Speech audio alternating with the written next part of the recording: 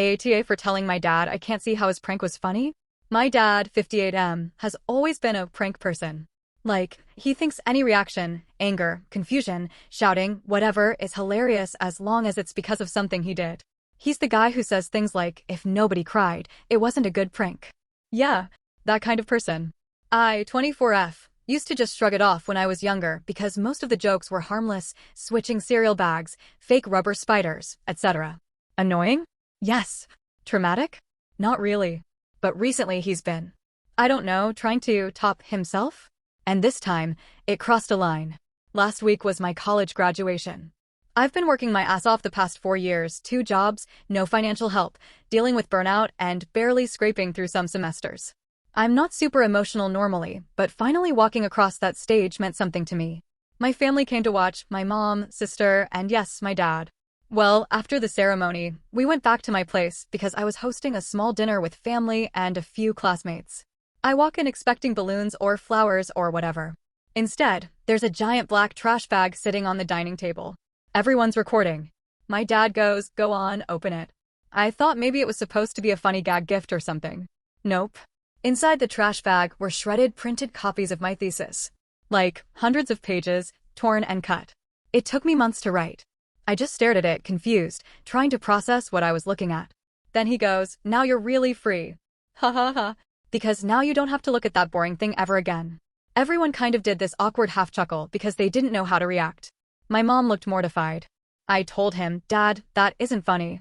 I worked really hard on that. Why would you destroy it?" He looked offended and said I was being dramatic because it's not like it was the only copy. Sure, it wasn't, but that wasn't the point. It was symbolic to me. Something I was proud of. He kept insisting it was harmless and that I must not have inherited his sense of humor. I told him I genuinely couldn't see how the prank was funny, and that if the joke requires someone to be upset, then it's just cruelty wrapped in laughter. He stopped talking to me for the rest of the night and later texted saying I embarrassed him in front of everyone and killed the mood. Now my sister says I could have just let it go because he meant well. So am I the asshole? So things didn't just end after the awkward dinner. If anything, they got messier. The next morning, I woke up to a string of texts from my dad. At first, it was the typical passive-aggressive stuff like, "I guess comedy isn't allowed anymore. Everyone is so sensitive these days. You used to laugh at my jokes." Then it shifted to guilt-tripping. "I was trying to bond with you. Everything I do is wrong in your eyes." And then somehow we ended up in martyr territory. "I'm sorry I'm such a disappointment to you." I didn't respond. Not because I wanted to ignore him, but because I didn't know how to without escalating it. My mom eventually called me and gently asked if I could just apologize to smooth things over. I told her apologizing would mean pretending the situation didn't hurt, and I wasn't going to apologize for having boundaries. She sighed and said she understood, but then told me my dad had been in a mood since the dinner, acting like he was the victim of some personal attack. Meanwhile, my group chat was blowing up because one of my classmates posted a TikTok clip from the dinner, not the full thing, just the moment where I opened the bag and said, "Why would you do this?" The caption was something like, "When your dad thinks he's a comedian, but he's actually a villain." It started getting traction, like 10K, then 40K, then 100K views. Comments were divided between, "Cut him off. This is emotional immaturity. It's harmless, calm down. Boomers think trauma is a punchline." Someone even stitched it saying, "Signs your parent doesn't respect you." My sister called freaking out, telling me to delete it. I told her I hadn't posted it, and my friend took it down as soon as I asked. But at that point, the damage was done. Enough people had seen it, and apparently someone sent it to my dad. He showed up at my apartment unannounced. He was angry, not yelling, but the tight jaw, quiet voice kind of angry. He said the internet thinks he's a monster. That I humiliated him publicly. That I made him look abusive. Then he said something that sealed the whole situation in my mind. "If you had just laughed like a normal person, none of this would have happened." That line stuck with me. Because it wasn't about the prank anymore, it was about control. About the expectation that my feelings should serve his ego. So I told him, "I don't exist to validate you." He stared at me for a long second, shook his head like I was some stranger, and left without another word. Now my family is split. Half think he crossed a line. The other half think I did by not laughing, by not apologizing, by letting the clip spread. I don't know where this is heading, but right now, it feels like something big just cracked in our relationship, and I don't know if it's reparable. A few days passed without any contact. The silence felt weird, not peaceful, just heavy. Like everyone was waiting for someone else to blink first. Then yesterday, my mom invited me to a family lunch. She said it would help clear the air. I hesitated but eventually agreed because I didn't want things to drag out forever. When I arrived, the atmosphere was tense. My dad was already there, sitting with his arms crossed and his jaw locked like he'd been practicing being offended. Before I could even sit down, he said, "So, are you ready to apologize?" No greeting. No small talk. Just straight to it. I told him calmly, "I'm not apologizing for being hurt. If you want to talk about what happened and how we can move forward, I'm open to that. But I'm not apologizing for having a reaction." He scoffed and said, "You're acting like I abused you. It was a joke. That's all it was." My sister chimed in, trying to play mediator. "Dad just wants you to acknowledge you overreacted." I looked at her and said, "Why is it my job to manage his feelings, but his feelings are never his responsibility?" That shut her up. My dad then started ranting about how kids these days can't take a joke and how everyone plays the victim. Then he said something that honestly shocked me. "You think you're better than everyone because you have a degree now."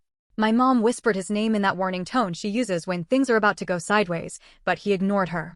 I asked him, genuinely, not snarky, not sarcastic, "Why was making me upset entertaining for you?" He didn't answer immediately. He just stared at me like he couldn't believe I would even ask. Then he finally said, "Because it's fun watching you react. You're so serious all the time." I said, "That's not connection. That's poking a wound and calling it bonding." That's when he blew up. He accused me of being dramatic, disrespectful, and ungrateful. He said he did everything for me growing up and that I was ruining the family dynamic by refusing to play along.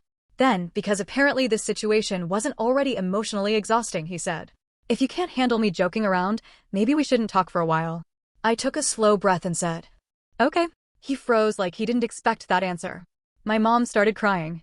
My sister looked stunned. But he didn't say anything else. I got up, thanked my mom for the meal, and left. When I got home, my phone was blowing up with texts from relatives, some supporting me, some calling me a brat, a snowflake, dramatic, disrespectful.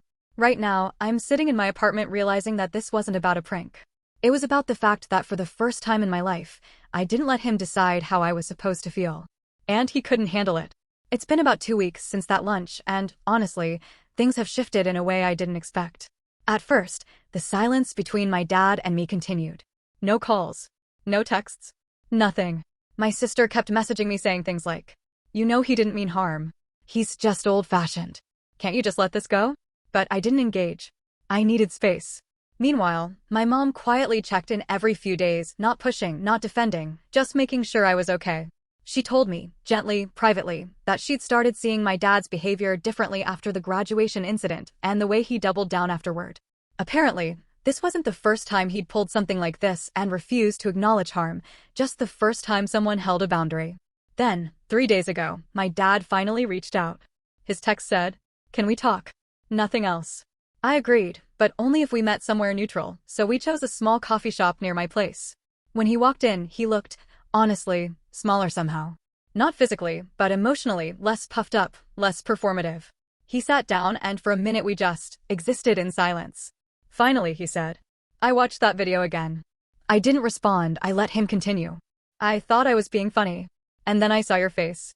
He paused like the words were heavier than he expected. "I didn't see that at the time. I just saw the joke. But watching it, you looked hurt. And confused." And I kept laughing. His voice cracked a little, not dramatically, not like he wanted pity, just real. He admitted he'd learned pranks from his dad, the kind where humiliation was the punchline. He told me he never questioned whether that was normal, because everyone laughed back then, even if they were upset. Then he said something I genuinely never thought I would hear from him. "I don't want to be the person who hurts you and calls it love." I didn't cry, but it hit me hard. He apologized. A real apology. No excuses. "No, but you should understand." No blaming. Just acknowledgement.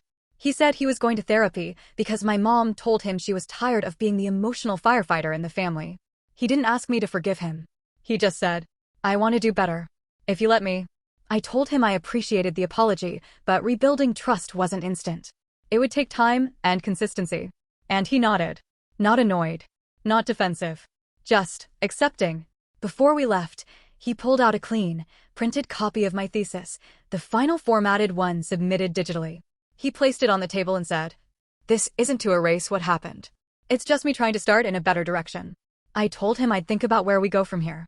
And I meant it. So, am I still wondering if I was the asshole? No.